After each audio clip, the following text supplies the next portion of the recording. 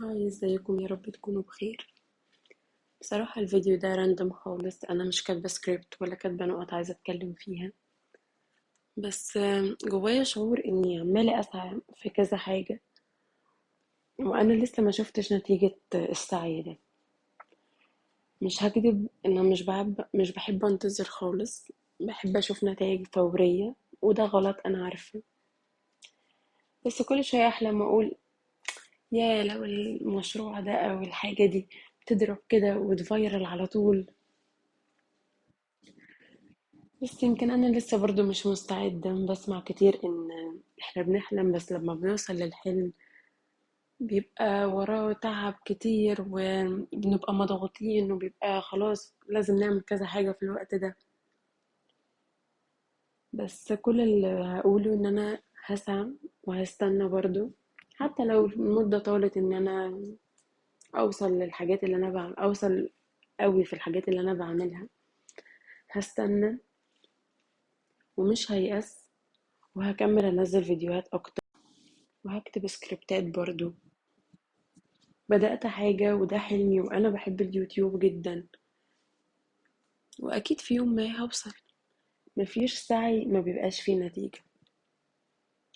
حبيت أنزل الفيديو ده عشان أقولك إنك لو بتسعى ومش شايف نتيجة فأنت مش لوحدك. أنا برضه بسعى ولسه مش شايفة نتائج، وممكن بصراحة اللي حواليا يبقوا شايفيني إني بعمل حاجات ملهاش لازمة ومش هتفيدني. بس ليه كلنا مش أحلامنا واحدة؟ أنا ده حلمي، إيه المشكلة لما أجرب وأسعى وأحاول؟ مش لازم كلنا يبقى حلمنا واحد. في ناس كتير مش مقتنعة بأن اليوتيوب ده شغل. لا، اليوتيوب شغل. أنا قبل ما أبدأ فيديوهات كنت مفكرة إن لا، الموضوع سهل. لا، الموضوع مش سهل. إنك تجيب فكرة كويسة، وإنك تقعد تكتب سكريبت، وإنك أصلا تمنتج الفيديو وتعمل إيديت وتظبط. دي حاجات كلها أنا اتعلمتها أول ما بدأت الشانل. ما كنتش عارفة حاجة قبل ما أبدأ.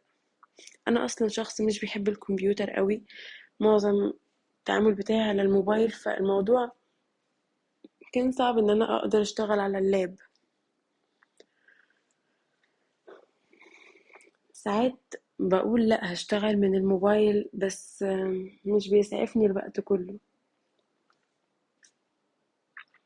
مش هيأس خالص، هكمل.